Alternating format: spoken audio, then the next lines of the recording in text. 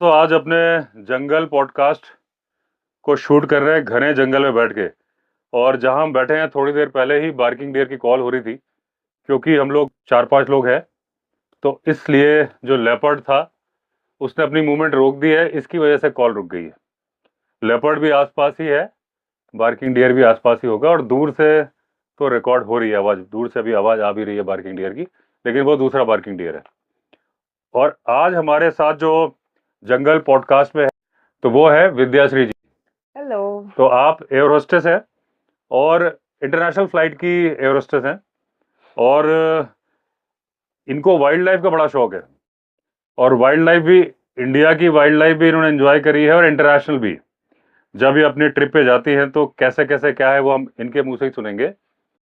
तो विद्या जी, आपको सबसे पहले तो मैं पूछता हूँ कि आपको कैसे, कब आपने सोचा कि मुझे एयर होस्टेस बनना चाहिए? मुझे बचपन से ट्रैवलिंग का बहुत शौक था। मतलब आई लव्ड ट्रैवलिंग। सो जैसे ही मैंने अपनी ग्रेजुएशन कंप्लीट करी तो something related to travelling was working as a flight attendant. तो फिर मैंने सोचा कि जॉइन करते कोई अच्छी कंपनी एंड अपना ड्रीम पूरा करते हैं। सो ट्रैवलिंग भी है, आप लोगों से भी मिलते हो, डिफरेंट वॉक्स ऑफ लाइफ में लोग काम करते हैं, आप इंटरेक्शन करते हो उनसे। तो देन फिर मैंने जॉइन कर ज्वाइन लिया। किया। कितने साल हो गए? मुझे ऑलमोस्ट 7-8 साल हो गए। 7-8 साल हो हाँ। गए। तो कंट्रीज आपको याद है, कितने कंट्रीज ट्रैवल किया? बहुत सारी एक्चुअली मुझे याद नहीं है उतना, but may be like almost entire Europe हाँ। ऑलमोस्ट। एंड ऑस्ट्रेलिया हो गया, यूएस हो गया, इजराइल, दुबई, मिडिल ईस्ट वगैरह, और बस ये सिंगापुर। अच्छा, 100 प्लस होंगे? नहीं नहीं, 100 तो नहीं होंगे, अच्छा। बट काफी सारे हो गए। अच्छा। अच्छा, जो आप एक बार बता रही थी कि आप केन्या गई थी, तो आपने सफारी भी की थी। हाँ जी। तो कैसे, वो अपने ट्रिप पे ही गई थी कि अलग से गई थी आप? नहीं, केन्या का मैं एक फैमिली टूर था। अच्छा। तो मैं फैमिली के साथ गई थी। वहाँ जाने के लिए आपको येलो फीवर लगाना पड़ता है, सो वो मैंडेटरी है। वो क्या होता है? तो yellow fever is a vaccine. अच्छा। तो वहाँ पे वो लगाना होता है, मैंडेटरी होता है। फिर हमने वीज़ा लिया और फैमिली के साथ हम लोग गए थे केन्या। बहुत ब्यूटीफुल है केन्या। केन्या के पहाड़ इज़ वेरी डिफरेंट फ्रॉम जो इंडिया में है। अच्छा। वो बैरन है बहुत ज़्यादा। ये जो घना जंगल, ये जो हाँ। फील है वहाँ हाँ, पे ये नहीं है, ये नहीं है। बिकॉज़ पूरा बैरन है वो। हाँ हाँ। एंड हम लोग ने सफारी करी सब फैमिली के साथ। हम्म। और लेपर्ड लेपर्ड नहीं, सॉरी, चीता। चीता। चीता स्पॉट हुआ था हमें। हमें लायन तो मतलब ऐसे ही कॉमन घूम है। रहे थे हमारे आसपास। हाइना स्पॉट हुआ था, और बहुत सारे और वो स्पॉट हुए थे। बहुत डिफरेंट था experience compare to Indian safaris. कितनी सफारीज करी थी? हमने 2 सफारी करी थी। अच्छा। तो मतलब मॉर्निंग और इवनिंग? हाँ, मॉर्निंग एंड इवनिंग, वो सारी। नेशनल पार्क में। अच्छा। हम्म। तो जो दोनों सफारी आपने करी वो व्हीकल से करी थी ना? हाँ, उनके व्हीकल आपको हायर करने पड़ते हैं, आप उन पे बैठते हो हम्म। और वो आपको पूरा सफारी करते हैं। वहाँ पे झील-वील भी है, इट्स वेरी ब्यूटीफुल, अच्छा। बहुत सुंदर है। किलिमंजारो वहां नहीं दिखता ना, वो तो तंजानिया में दिखता है। नहीं, नहीं, हाँ। हम लोग तो केन्या में थे तो। अच्छा। कॉस्टिंग का कुछ आइडिया है? कॉस्टिंग आपका डिपेंड करता है कि आप मसाई मारा साइड जा रहे हो और या आप नेशनल जा रहे हो। वैसे 1 प्लस अप्रॉक्सिमेटली फॉर 1 पर्सन। अच्छा। डिपेंड करता है अगेन कितने दिन रुक रहे हो कितने और दिन क्या रुके? है, किस लग्जरी टेंट में रुक रहे हो, नॉर्मल टेंट में रुक रहे हो, कैसे जा रही हो, इंक्लूडिंग टिकट्स उतने अच्छा, अप्रॉक्सिमेटली उतना हो ही। जाते हैं। और जैसे आप इंटरनेशनल फ्लाइट में जाते हैं तो कितनी लंबी फ्लाइट होती है? लॉन्गेस्ट फ्लाइट जो मैंने अभी तक की है which is Delhi to San Francisco, around 18 and a half hours. 18 hour. तो कितने लोगों का क्रू होता है? 15। 15। तो क्या आप लोग पूरे पूरे ट्रिप में, पूरे जर्नी में ड्यूटी पे होते हो कि आपको ऑफ मिलता है? हमें ऑफ मिलता है। हम्म। जैसे कि अगर 15 क्रू है तो हम लोग डिवाइडेड बाय 2 हम्म। ऐसे हम लोग रेस्ट पे जाते हैं। हम्म। क्योंकि इतनी लंबी फ्लाइट होती है, और हम्म। प्लस जब आप फ्लाइट पे टेक ऑफ, मतलब मैं चॉक्स ऑन चॉक्स ऑफ की बात कर रही हूँ, हम्म। उससे पहले 2 घंटे, हम्म। लैंड करने के बाद 2 घंटे, पूरा हम्म। मिला के तो लंबा हो जाता है, तो मैंडेटरी ऑफ होता है। अच्छा। तो वहाँ पे रेस्ट वगैरह करने की जगह होती है? हाँ, वहाँ पे रेस्ट वगैरह करने की जगह होती है, और आफ्टर लैंडिंग हमारा जो लेवर होता है वो अच्छा, होता वो तो होते हैं। तो जैसे आपकी पर्सनल लाइफ क्या है आपकी? जैसे आप मैरिड हैं, तो किससे शादी हुई है? और आपका जो एयर होस्टेस का प्रोफेशन है वो शादी में कहीं कोई दिक्कत आती है कि आपके जो हस्बैंड हैं उनके साथ, उनकी लाइफ से मिलता जुलता प्रोफेशन है आपका? है। जब मैं फ्लाइंग कर रही थी तो तभी मेरे कॉमन फ्रेंड के through I met my husband. So he is a pilot, again मेरे सेम कंपनी में थे, लेटर ऑन उन्होंने कंपनी शिफ्ट की, वो जो भी है। बट बहुत ही अच्छा, मतलब द थिंग इज़ दैट कि सेम प्रोफेशन में अगर आप शादी करते हो, specially specially if you are flying in an airline, तो उसमें क्या होता है कि अंडरस्टैंडिंग बनी रहती है। जैसे कि मैं अगर 3-3, 4-4 दिन, हफ्ता-हफ्ता भर घर पे नहीं हूँ, मैं टायर्ड हूँ, घर आके भी मैं उसको उतना टाइम नहीं दे रही हूँ क्योंकि मैं टायर्ड हूँ, सो घर आके आई एम स्लीपिंग, तो वो he understands because he is also in the same profession. तो मुझे लगता है कि सेम प्रोफेशन में शादी करना, स्पेशली अगर आप एयरलाइन में हो, तो थोड़ा बहुत बेनिफिशियल होता है। बेनिफिशियल। अच्छा, ये जो आपका जैसे आप इतनी लंबी लंबी फ्लाइट पे जाते हैं, तो आपको इसके लिए ट्रेनिंग दी गई होगी ना, कि कैसे हैंडल करना है। और दूसरी बात, कोई टफ, आपके जब आप 18 आवर्स जा रहे हो फ्लाइट में, इंटरनेशनल फ्लाइट में, तो बहुत सारी सिचुएशंस आती होंगी, आपको ट्रेन कैसे किया। और एक जो ट्रेनिंग होती है और एक जो प्रैक्टिकल लाइफ होती है, उसमें थोड़ा फर्क होता है। तो आप ये एक तो बताइए ट्रेनिंग कैसे हुई, और दूसरा फिर क्या क्या सिचुएशंस आती है, ठीक है। तो ट्रेनिंग मैंने 3 मंथ्स की ट्रेनिंग थी, बेसिक जो हमारी ट्रेनिंग होती है, उसमें आपके बहुत सारे एग्ज़ाम्स देने होते हैं एंड आपको 90% इज़ द पास मार्क्स। तो आपको पास करके इंटरव्यूज़ देके वाइवा भी होता है as well as written exams. तो वो सब देने के बाद आपको रिलीज़ किया जाता है एंड आपको बहुत कुछ सिखाते हैं, पैसेंजर हैंडलिंग से लेके safety handling, because service is a decent part about the job, but सबसे important is I would say हमारी जॉब की सेफ्टी, बिकॉज़ आपके हाथों में इतने लोगों की जान है। कुछ भी हो सकता है, समथिंग रिलेटेड टू फायर, किसी पैसेंजर की तबीयत खराब हो गई या कुछ कुछ भी, बहुत सारी इमरजेंसीज़ है एक फ्लाइट पे जो हो जाए, बॉम्ब, हाईजैक, बहुत कुछ हो सकता है। और जब आप एक सर्टेन मतलब 35,000 फीट या 42,000 फीट जब होते हो आप, तब आपको हेल्प करने के लिए कोई नहीं होता। तो आपको उतना एफिशिएंट बनाती है कंपनी, आपको इतनी अच्छी ट्रेनिंग देते हैं कि आप कोई भी सिचुएशन उस टाइम हैंडल कर सकते हो। तो ये थी हमारी ट्रेनिंग। और जो आपको कुछ प्रैक्टिकल लाइफ में सिचुएशंस आई हो। प्रैक्टिकल लाइफ में बहुत सारी सिचुएशन आई है। मेडिकल इमरजेंसी की एक मैं बताती हूँ कि हमारे फ्लाइट पे एक पैसेंजर था, तो ही फेल सिक। तो उनकी बहुत ज़्यादा तबीयत ख़राब हो गई थी, तो हमने उनको ऑक्सीजन वगैरह दिया था, रिवाइव किया था। हमने डॉक्टर के लिए भी पेज किया था, डॉक्टर था नहीं उस दिन उस फ्लाइट पे, तो हम ही ने उसको मोस्टली सारा सपोर्ट वगैरह देके then we somehow diverted landed the plane, जो पायलट थे उनको बताया हमने। और ये था। तो ये बहुत ही एक डिफ़िकल्ट सिचुएशन हो जाती है उस टाइम। अच्छा, जो आपने वो पेशेंट को रिवाइव किया, हुँ। तो उनकी लाइफ बच गई थी। हमने उनको हैंडओवर कर दिया था मेडिकल ऑफिसर से, तो जब तक हमने हैंडओवर किया था ही वाज़ ओके। अच्छा, उसके बाद उसके आई बाद एम आपको नॉट मालूम नहीं होगा। श्योर, बट हाँ, मतलब वो बहुत ही ज़्यादा क्रिटिकल कंडीशन में था and he was very old. अच्छा, सो मतलब ऑक्सीजन हार्ट वगैरह हार्ट से देके, रिलेटेड कुछ प्रॉब्लम थी। हाँ, हार्ट से रिलेटेड प्रॉब्लम थी, तो ऑक्सीजन वगैरह देके हमने उसको रिवाइव करने की कोशिश की थी। फिर हमने हैंडओवर कर दिया, उसके बाद आई एम नॉट श्योर, पता पैरामेडिक्स आए थे तो। ये कहाँ हुआ था। ये हुआ था जब हम दुबई पहुँचने वाले थे। फ्लाइट में इकोनॉमी क्लास होती है, फर्स्ट क्लास होता है, बिजनेस क्लास होता है। हुँ। तो आप लोग की ड्यूटी चेंज होती रहती है कि जैसे आपने 7-8 साल बताया, तो फिर तो आप हुँ। सीनियर हो गई। हुँ। तो आपकी ड्यूटी कहाँ पे रहती है। तो जैसे कि हर एयरलाइन में डिफरेंट होता है। हमारे एयरलाइन में ये रूल है, जो एयरलाइन कैबिन इंचार्ज होता है, वो फर्स्ट क्लास में रहता है। जो सेकंड सीनियर होता है, वो इकोनॉमी क्लास का इंचार्ज होता है। जो थर्ड सीनियर होता है, वो बिज़नेस क्लास में, डोर के ऊपर डिपेंड करता है। और मतलब हर क्लास में काम करने के लिए आपको ट्रेनिंग दी जाती है एंड वो ट्रेनिंग पास करके आपको ड्राई रन करवाया जाता है, जिसमें आपको मार्क्स देते हैं। उसके बाद आपका रिटन एग्ज़ाम भी होता है, एक ऑनलाइन टेस्ट टाइप का, और उसके बाद आपका वाइवा भी होता है, काइंड ऑफ वो पूछ लेते हैं कि यहाँ पे क्या देते हो आप, ये वो। तो ये सब पास करने के बाद आपको वो सर्टेन क्लास में काम करते हैं। तो सिंस मैं इतने साल काम कर चुकी हूँ, मैंने बिज़नेस में भी काम किया है, मैंने फर्स्ट क्लास में तो किया ही है, और वो प्रेफ़र करती हूँ काम करना, अच्छा। थोड़ा प्रोफ़ेशनल सा लगता है। अच्छा, और ये जो एयरक्राफ्ट होते हैं, ये इनकी सिटिंग कैपेसिटी कितनी होती है। मैं जैसे कि 3 एयरक्राफ्ट्स में ट्रेन्ड हूँ, हर एयरक्राफ्ट की डिफरेंट सीटिंग कैपेसिटी होती है। अच्छा, जैसे आपने बताया था कि इमरजेंसी हो गई और आपने उनकी हेल्प करी, रिवाइव किया, फिर हैंडओवर कर दिया मेडिकल स्टाफ को। तो कई बार जब फ्लाइट एयर में होती है, वो तो आपने तभी किया होगा ना, जब हाँ, flight in flight, yes. In flight. हुँ। तो अगर एयरपोर्ट नज़दीक ना हो, जैसे मैंने एक, मुझे याद आ रही है बात, वो पता नहीं पूरी तरह मैं सच बोल रहा हूँ कि, या मुझे रिकलेक्ट हो रही है कि वसीम अकरम जी जो है, हुँ। क्रिकेटर हैं, एक बार ये अपनी, इनकी वाइफ थी, उनकी डेथ हो गई थी। हुँ। वो जा रहे थे, मेरे ख्याल से ऑस्ट्रेलिया या कहीं जा रहे थे, ट्रीटमेंट के लिए, और इन फ्लाइट उनकी वाइफ की तबीयत खराब हो गई थी, तो वो इंडिया में लैंड की थी। फिर इंडिया में ही मेरे ख्याल से, जहाँ तक मुझे याद आ रहा है कि शायद अपोलो हॉस्पिटल, या मैं हो सकता गलत हूँ, तो उसमें एडमिट कराया था, फिर शायद उनकी जान भी चली गई थी।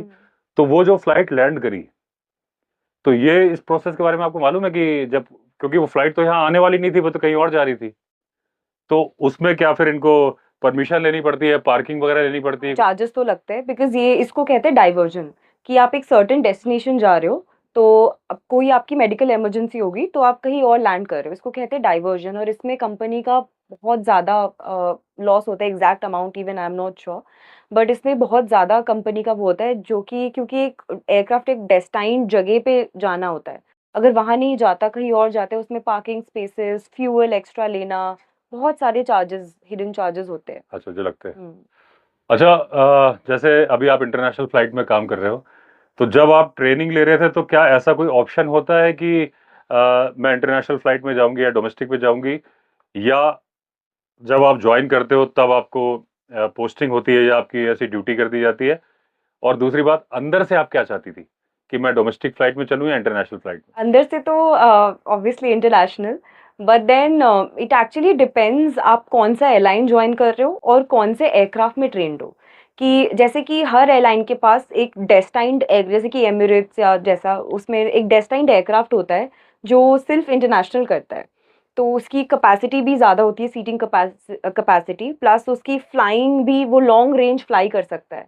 तो डिपेंड्स अपॉन आप कौन सी एयरक्राफ्ट में ट्रेन हो रहे हो। तो अगर आप कोई इंटरनेशनल एयरक्राफ्ट में ट्रेन हो रहे हो तो आप मोस्टली इंटरनेशनली फ्लाई करोगे, बट अगर आप कोई डोमेस्टिक एयरबस, जैसे कि एयरबस 320 डोमेस्टिक एयरक्राफ्ट है, वो मोस्टली डोमेस्टिक करता है, तो अगर आप उसमें ट्रेन हो तो आप डोमेस्टिक करते हो, एंड वो कंपनी की चॉइस होती है आपको किस में ट्रेन करवाएगी। तो मतलब जो आप बोइंग 777 में आप हाँ, है, उसमें भी तो ट्रेन, वो मतलब इंटरनेशनल के हिसाब से ही हाँ है? वो इंटरनेशनल ही जाती है हाँ, तो जब आप मोस्टली। ट्रेनिंग ले रहे थे तो आपको मालूम था कि मैं इंटरनेशनल फ्लाइट में चलूंगी? हाँ मतलब कि, लेकिन वो मेरा डिसीजन नहीं था, वो कंपनी का डिसीजन था कि मुझे उसमें वो ट्रेन हाँ, करवाना मतलब चाहते हैं। ये था कि आपको मालूम था कि अगर मैं इसमें काम करूंगी तो ज्यादातर हाँ हाँ, फ्लाइट बाहर मालूम जाएगी। था। और जैसे आप इंटरनेशनल जाते हो, तो कोई फेवरेट डेस्टिनेशन है? मुझे रोम, इज़राइल बहुत ज़्यादा पसंद था, एंड मिलान भी अच्छा है, तो हाँ आई वुड से इज़राइल। तो उसमें क्या अच्छा लगता है?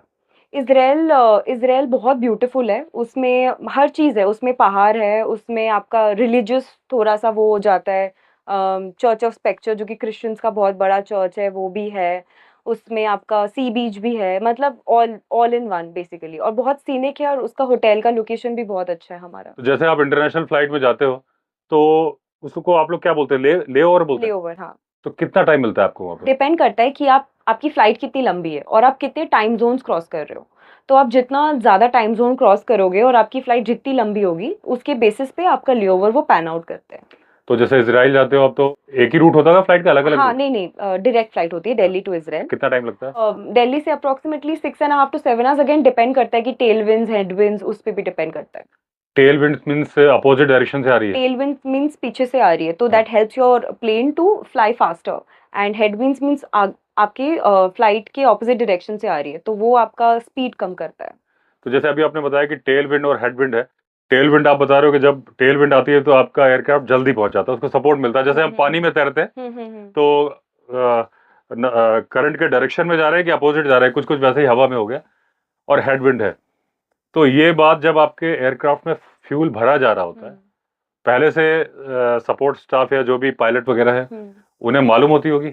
हमारा एक टीम होता है, उसको कहते हैं डिस्पैचर्स, तो वो आपका पूरा विंड्स, कितना फ्यूल आपको ले जाना है, और सब चार्ट बना के हमारे पायलट्स को देते हैं, वो साथ में स्टडी करते हैं वो कितना फ्यूल ले जाना है, क्या कितनी टेल विंड्स हो सकती है, जेट स्ट्रीम अगर आप वेस्ट फ्लाई कर रहे हो, बहुत सारे कंपोनेंट्स होते हैं, तो उसका एक चार्ट बना के उस हिसाब से फ्यूल हम लोग कैरी करके ले जाते हैं।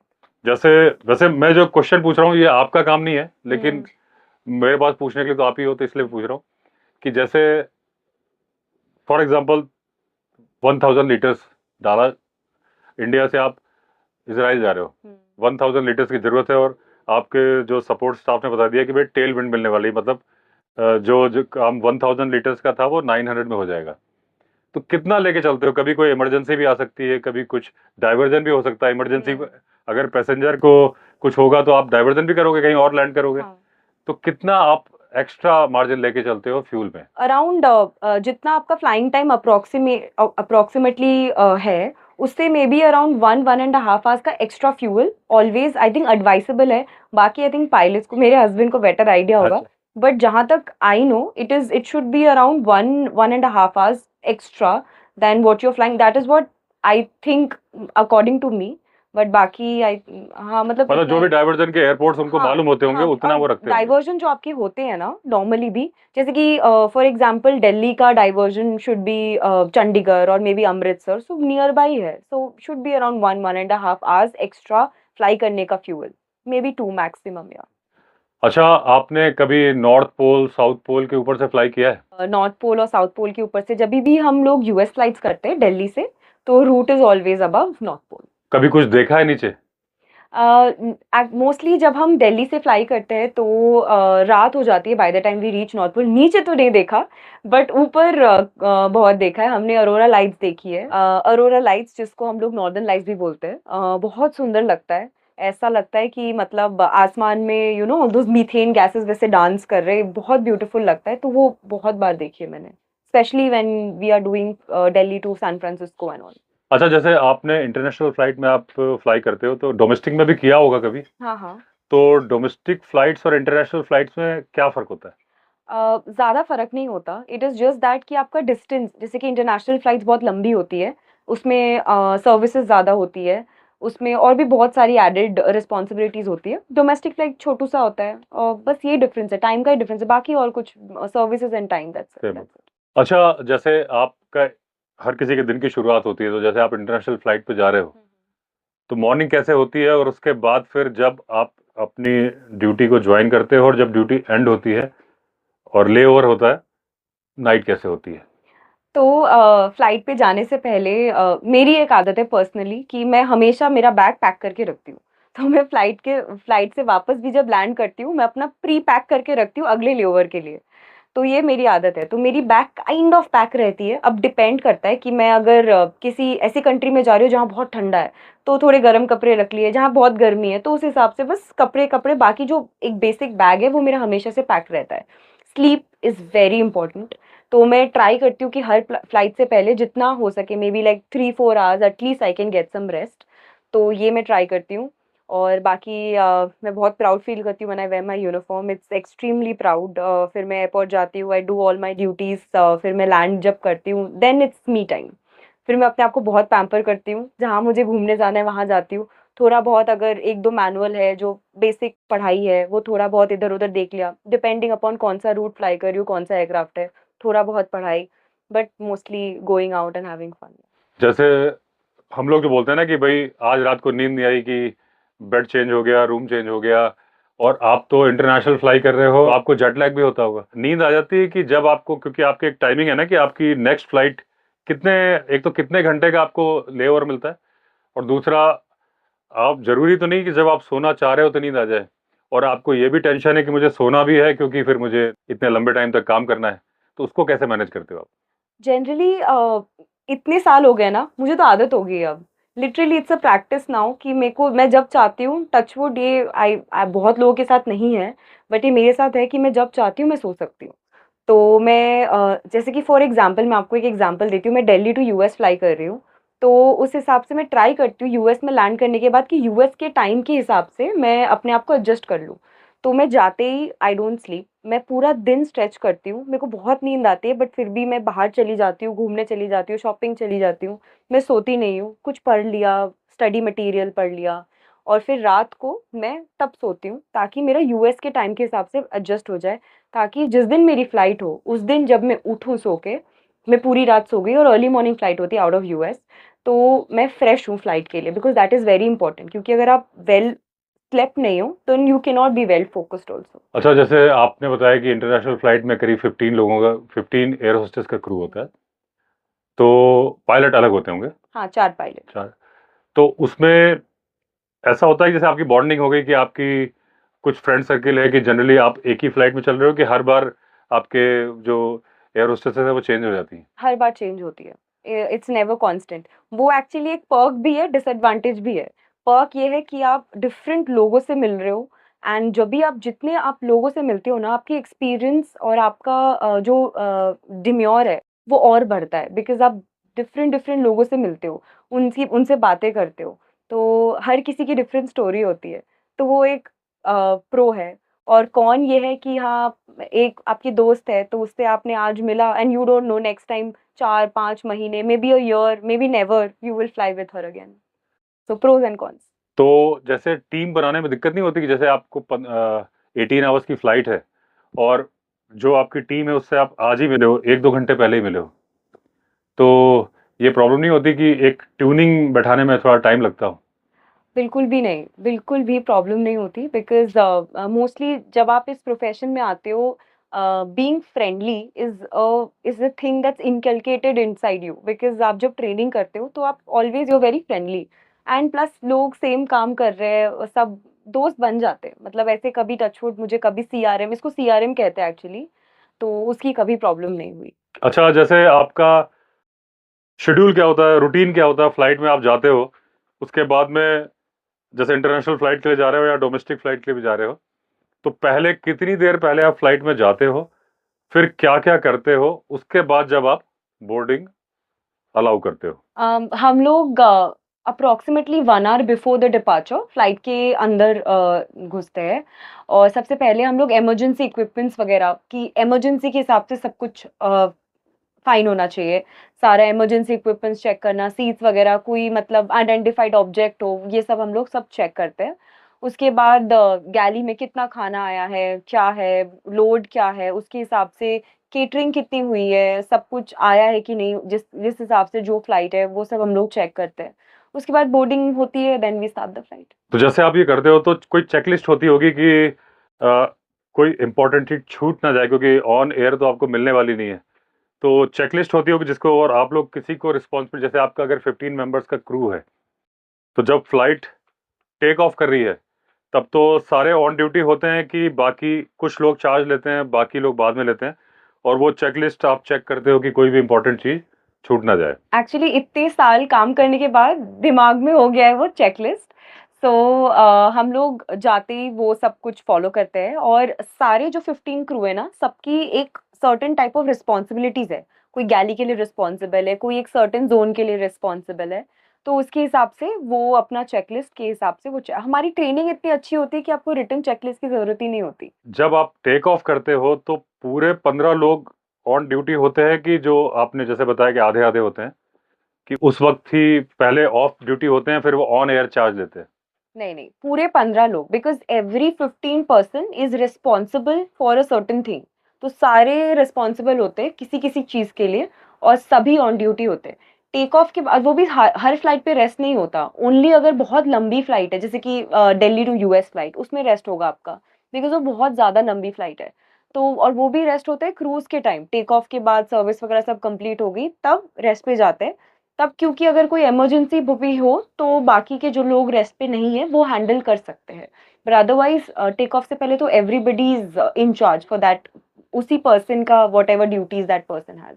जैसे आप रेस्ट कर रहे हो, यूएस वाली फ्लाइट है और जो रिस्पॉन्सिबिलिटी आपको सौंपी गई है, उसमें कोई प्रॉब्लम आ गई, लेकिन ये आपका रेस्ट का टाइम है, तब क्या होता है? एक तो कुछ सोने की जगह होती है, बेड वगैरह होते होंगे, बंकर बेड या ऐसा कुछ जो भी फ्लाइट में होता होगा, तो क्या फिर आपको उठाया जाएगा? आप जो आपकी ऑफ ड्यूटी थी उससे आप ड्यूटी पे आओगे? वो चीज़ तो आपके चार्ज में थी। उसमें क्या होता है कि अगर मैं रेस्ट कर रही हूँ तो हमें उठाया नहीं जाता until unless it's a very severe emergency. तो जो बाकी के क्रू होते हैं दे टेक चार्ज। अगर जब वो रेस्ट कर रहे हैं तो I will take charge for their particular area of work. तो ऐसे होता है, but until unless something very severe तो उठाया नहीं जाता। और एक्चुअली सारे ही इतने अच्छे से ट्रेन होते हैं, सारे क्रू इतने अच्छे से ट्रेन होते हैं कि अगर कोई रेस्ट भी कर रहा है तो वो केपेबल इनफ है कि उसके जोन का वो ध्यान रख सके और हैंडओवर देके जाते हैं। फॉर एग्जांपल मेरे जोन में एक पैसेंजर है जिसको शुगर है, इंसुलिन वगैरह है, या उस मैंने उसका इंसुलिन लेके चिलर में रखा है या कहीं रखा है उसके लिए, तो मैं ये हैंडओवर देके जाती हूँ दूसरे क्रू को। तो उसको पता होता है कि अगर मैं नहीं हूँ, कोई इमरजेंसी होगी तो उस पैसेंजर को कैसे डील करना है। तो ऐसे करके हम एक दूसरे को हैंडओवर देके जाते हैं, अनटिल सीवियर हो तो हम लोग उठाते नहीं है।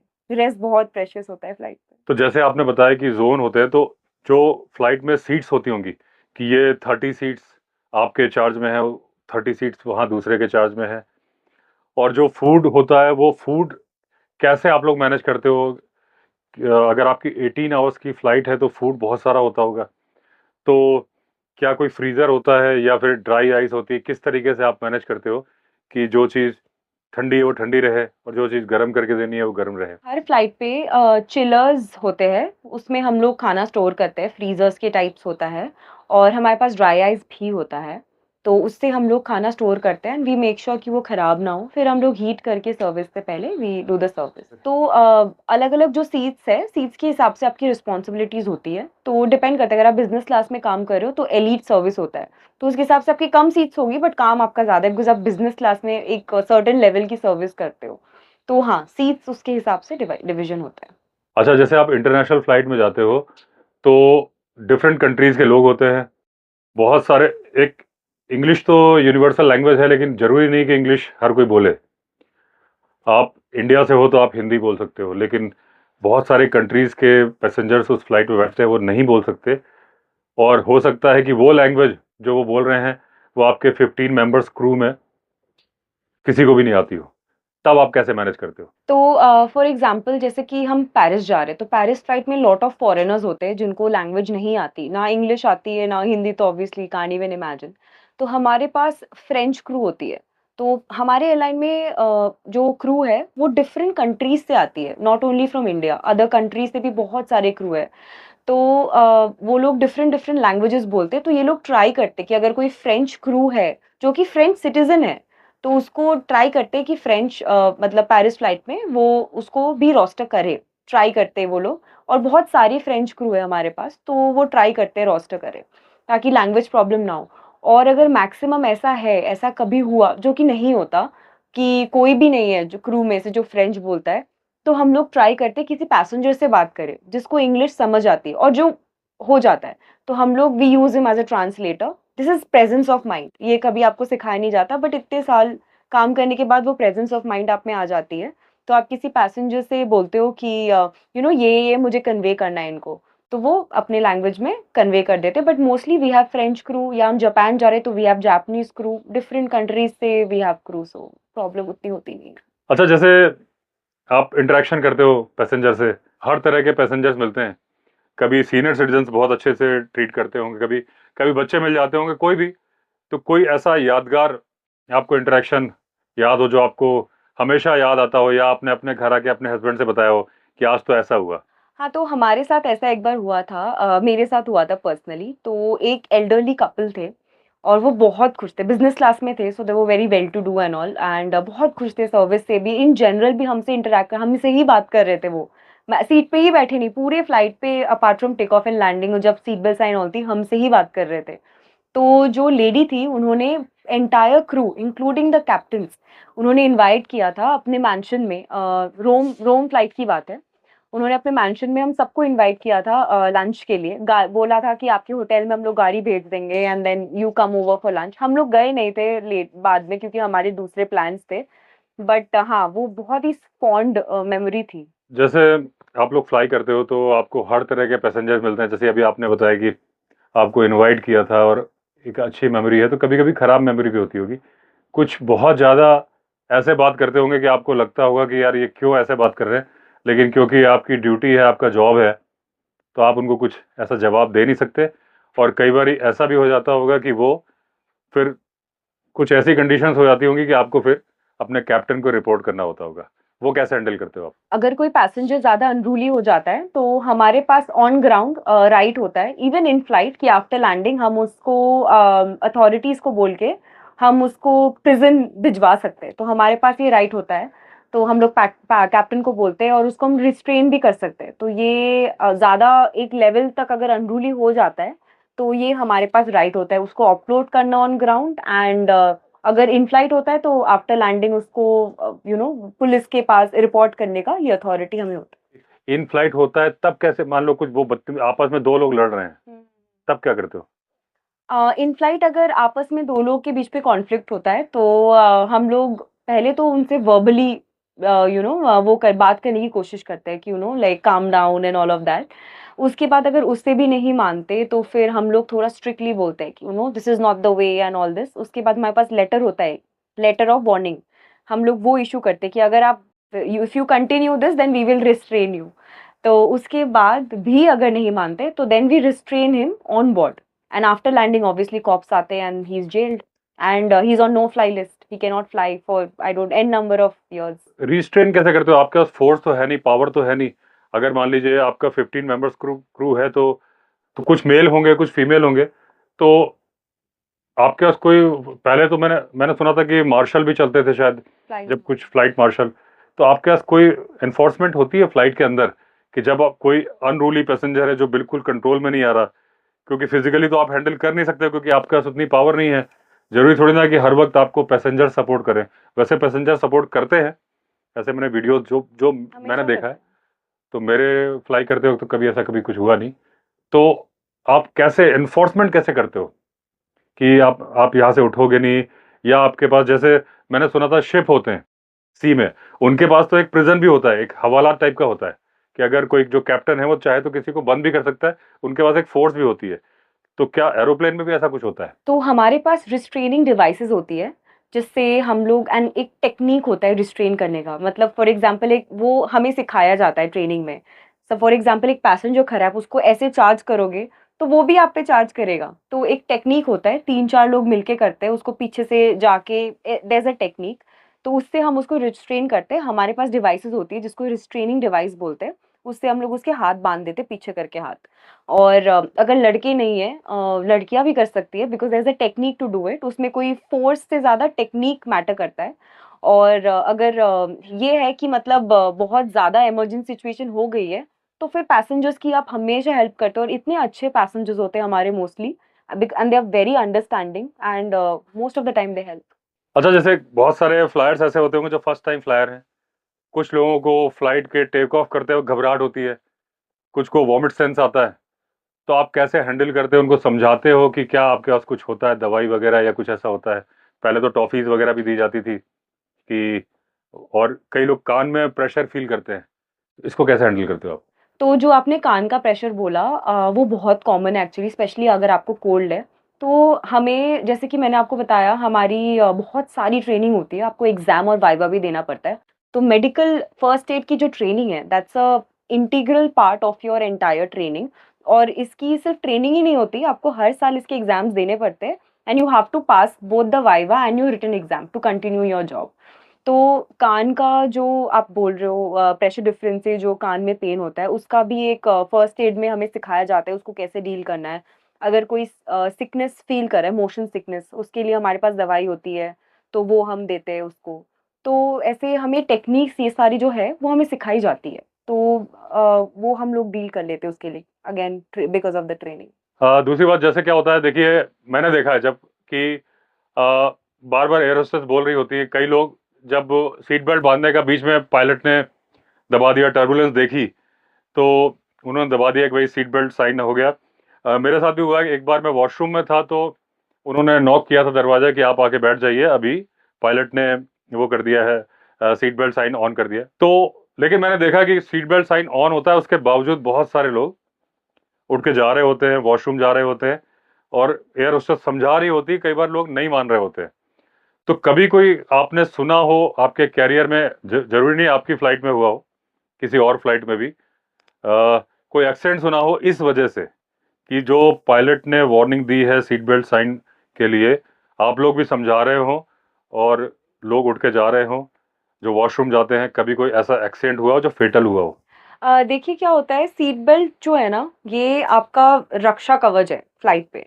तो जब आपको कोई कुछ बोलता है, जैसे कि आप सीट बेल्ट साइन ऑन कर रहे हो, पायलट ऑन किया, तो कुछ रीज़न की वजह से किया है। अभी हाल ही में हमारी फ्लाइट पे नहीं हुआ है, बट रिसेंटली एक एयरलाइन में सीट बेल्ट साइन ऑन था, पायलट ने सीट बेल्ट साइन ऑन किया था, सारे क्रू भी अपना सीट बेल्ट लैच करके बैठ गए। मोस्टली पैसेंजर्स ने भी बैठ बैठ गए लैच करके। एक पैसेंजर था, तो उसने अपनी सीट बेल्ट बंद नहीं करी। तो इससे क्या हुआ, हमारे एयरलाइन में तो नहीं, किसी और एयरलाइन में हुआ था। ऐसे टर्बुलेंस हुई तो ही हिट हिज हेड। वो जो जो रैक है ना, हमारा लगेज रैक, उसमें ही हिट हिज हेड एंड उसका सर फट गया और वो तुरंत उसकी डेथ हो गई ऑन स्पॉट। तो जब हम लोग सीट बेल्ट साइन ऑन करते हैं तो इट्स वेरी इंपॉर्टेंट सारे पैसेंजर्स के लिए ये सारे व्यूअर्स के लिए भी है कि प्लीज़ अपना सीट बेल्ट बंद कर लीजिए, because there is a reason why उसको ऑन किया जा रहा है और ये फेटल हो सकता है। इसमें बहुत चीज़ें हैं जो आपके अगेंस्ट जा सकती है, तो दिस इज़ वेरी इंपॉर्टेंट। अच्छा, आप जैसे डिफरेंट कंट्रीज में जाते हो तो कुछ सोवेनियर्स कलेक्ट करते हो जब वहाँ जाते हो? मेरी आदत है जब भी मैं कोई डिफरेंट या नई कंट्री में जाती हूँ, मैं हमेशा फ्रिज मैग्नेट पक्का लेती हूँ एंड मेरा फ्रिज भी बहुत अच्छे से वेल डेकोरेट हो गया है। और जैसे यहाँ पे आप जंगल में, अभी आप जंगल में खड़ी हो और ये मेरे ख्याल से आपकी थर्ड विजिट है, तो यहाँ जब आते हो और लास्ट विजिट में आपने लेपर्ड भी देखा था, तो यहाँ पे और अभी बातचीत में आपने बताया था कि आपने अपनी फुकेट और मॉरिशस की, जैसे आप फुकेट चाह रही थी, आपके हस्बैंड मॉरिशस चाह रहे थे, आपके हस्बैंड को भी आना बहुत पसंद है, तो क्या वजह है कि आपने इंटरनेशनल डेस्टिनेशन को छोड़ के यहाँ आप जंगल में आए हो? जैसे कि व्यूअर्स को पता है मैं और मेरे हस्बैंड दोनों ही वाइल्ड लाइफ लवर्स हैं। तो इंटरनेशनल डेस्टिनेशंस सिंस मैं और मेरे हस्बैंड दोनों इतना ज़्यादा इंटरनेशनल फ्लाई करते हैं, तो वो इट्स लाइक अ रूटीन हमारे लिए। बट यहाँ पे जो पीस ऑफ माइंड मिलता है, वो आई डोंट थिंक सो कहीं और मिल सकता है। फुकेत और मॉरिशस जाते रहते हैं, बट यहाँ पे जो मेंटल पीस है, यहाँ की जो सॉलिडिटी, यहाँ की जो वाइब है, वो बहुत ज़्यादा प्योर है। इसीलिए जब भी हम दोनों को छुट्टी मिलती है, हम दोनों पहले बहुत वो करते हैं कि कहाँ जाएँगे, तो लिस्ट बनाते हैं, वो बनाता है, मैं बनाती हूँ, दोनों डिस्कस करते हैं, लास्ट में छोड़ो जंगल ही चलते हैं। तो यहाँ की vibe even Awasthi ji personally as a person इतने वेलकमिंग हैं, हमें यहाँ जाना है, he will always accompany us, हमें ये करना है, ही ऑलवेज़ मेक श्योर कि हमारे जो भी नीड है, वो पूरा होता है। मतलब जंगली resort for me and for my husband is like a home away from home. तो ऐसा यहाँ पे घर जैसी फीलिंग है, यहाँ पे खाना इज़ अमेज़िंग टॉप नॉच, यहाँ का रहना, यहाँ का ऐसे घर वाली फीलिंग आपको कोई और रिज़ॉर्ट में जाके या कोई और डेस्टिनेशन में नहीं मिल सकती। तो दैट्स व्हाई हम लोग हमेशा जभी भी पैन आउट करते हैं, लास्ट में ये वो लिस्ट बना के लास्ट में बोलते हैं छोड़ो जंगली चलते हैं। तो ये 3 बार तो अभी तो और आना है यहाँ पे, तो मेंटल पीस की वजह से हम यहाँ आते हैं। तो यंगस्टर्स के लिए आप क्या बोलना चाहोगे, जैसे जो गर्ल्स या बॉयज़ अपना करियर बनाना चाहते हैं एज ए फ्लाइट अटेंडेंट, तो आप उनके लिए क्या, अगर वो ये पॉडकास्ट देख रहे हैं, तो क्या उनको सजेस्ट करना चाहोगे और कैसे प्रिपरेशन करनी चाहिए, क्या करना चाहिए? हमारी जॉब की बहुत सारी प्रोज़ एंड कॉन्स है एंड जितनी प्रो है उतनी कॉन भी है। तो आई वुड सजेस्ट जो भी यंगस्टर्स है, जो लड़का-लड़की जो भी है, जस्ट मेक श्योर कि आप सिर्फ़ प्रो पे ध्यान मत दो, आप अपने कॉन्स को भी कंसिडर करो। एक तो अपना एजुकेशन जो मिनिमम है, जो अच्छा एजुकेशन वो लेके फिर आप आओ। आपका एक मेंटली आप मैच्योर होते हो एजुकेशन लेने के बाद। Education always makes you smarter. तो first get properly educated, then you consider this job. Consider not only the pros but also the cons. बस दैट्स ऑल। तो दोस्तों, ये थोड़ा टॉपिक से हट के हमने पहली बार अपने जंगल पॉडकास्ट में एयर होस्टेस से मिलवाया आपको, लेकिन उनसे मिलवाया जो कि जंगल लवर है, जो हस्बैंड वाइफ दोनों जंगल लवर हैं। तो मुझे लगता है आपको अच्छा लगा होगा, कुछ बातें ऐसी होंगी जो आपको नई मालूम चली हुई होंगी। तो चलिए एंड करते हैं इस पॉडकास्ट को। अगर आपने चैनल सब्सक्राइब नहीं किया है तो चैनल सब्सक्राइब कर लीजिए। फिर मिलते हैं, तब तक के लिए all the best. Vande Mataram.